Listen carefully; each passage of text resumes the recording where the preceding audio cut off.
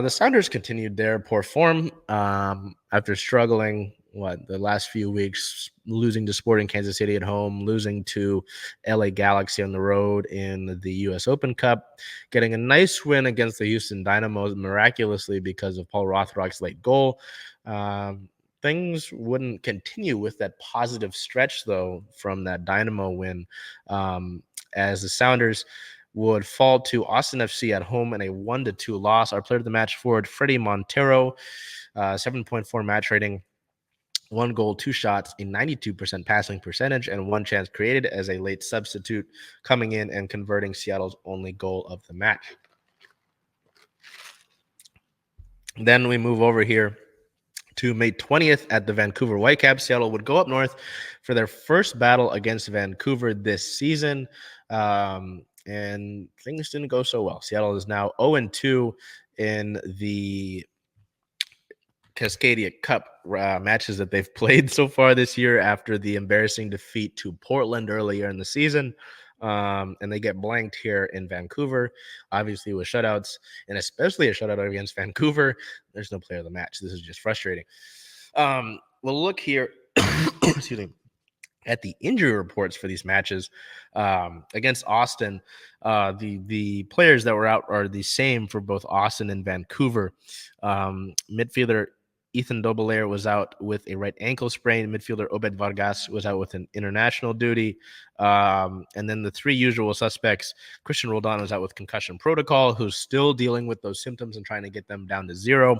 Defender Kellen Rowe out with a left knee sprain, and forward Raul Rui Diaz with a left hamstring strain. Even though there are some murmurs that he might be ready soon, he should be training in full with the club this week. Again, those same 5 that were out for Austin were the same 5 out for Vancouver. There was no questionable against Vancouver, but 2 questionable versus Austin. Leo Chu was questionable with a left mid-foot sprain, and defender Nuhu was questionable as he continues to deal with malaria. But he was able to play against Vancouver and didn't have those restrictions there. The Sounders team is very interesting because it's interesting. They're a little bit similar to last year's team towards the end of the year because, it's a lot of the same club, right? But that second half Sounders team in the regular season just couldn't generate much. The Sounders team has some good generation. They've got some of the most expected goals in all of MLS. Hebert has missed the most chances in all of MLS. They're just not converting. So they're creating these chances. They're just not converting them, which isn't necessarily more helpful to look at, but it doesn't mean that things are all but lost, right? Something this happens. These things happens in sports, where you look at in baseball, expecting batting average could be up.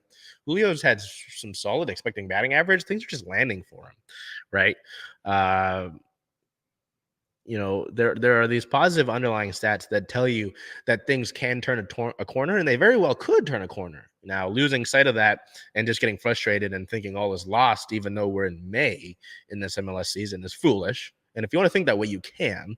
But, you look at some of these excuse me, teams for the Sounders that went to MLS Cup, they weren't juggernauts for the entirety of the season. So, things will have to be figured out over the course of the year. It's not like the XFL where you only play a small amount of games and one loss could potentially derail things. This is the MLS where the Sounders would lose in regular season play. They lost like 3 of the last 4, and they were still able to, they're still in the second team in the Western Conference, so it's not necessarily the greatest thing. You don't want to just rely on that. You would like to maintain your spot atop the conference, but just the doom and gloom just always get you. It's always ridiculous to see. So the fact is, excuse me, Seattle is generating these chances. They're just not converting them. Now, again, that's not very helpful. They need to convert them. But it's not to say that there isn't a silver lining to these things. It's not to say that this could change here. Hebert could start burying these things. The club as a whole could start burying these things. Jordan Morris has cooled off. Yes. And the midfield play has been, it could be better. But it's tough. I mean, we look at that list. Obed Vargas, who's been good for him, that he started actually for Team USA in the U20 World Cup. He's achieving that, and he's getting better. Here without Christian Roldan, who's been a huge part of this club for the last few years, and who since he's been here, as he tries to get his way back. Kellen Rowe is solid defensively.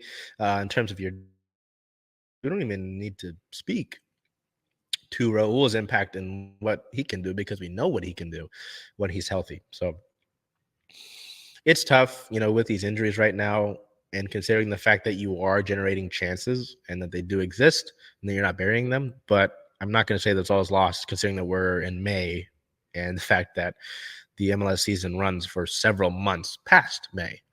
So again, it's tough right now. I understand that. It's very frustrating. I hate losing to Vancouver in general. It just feels dirty and wrong.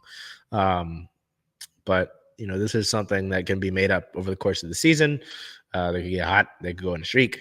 And again, they're still second in the Western Conference. So it could be worse. They could be at the bottom. They could be in the basement. Anyway, we move to team-related notes here. On the 16th, the team signed defender Cody Baker to a first-team contract. The defender is signed to a first-team contract. He was a Sounders FC Academy product, signing with the Defiance in 2021, appearing in 4 first-team matches this season across all competitions via short-term agreements. The defender signed a 4-year deal with club options in 2027 and 2028. It's very interesting to see, someone like Baker, someone like Rothrock, who recently has been dealing with injuries, so that's why he's not been available for selection after getting a little bit bumped, actually, in the Dynamo match where he scored the game winner, come in and really challenge. There's a lot of talent with this Defiance club right now, just below the Sounders. We're excited to get some folks out for that here soon. But yeah, to go in and have this take place with Baker, who has looked pretty solid, and have him sign a contract looks big, and another Sounders FC Academy product to come up and be part of the club. So that's great to note.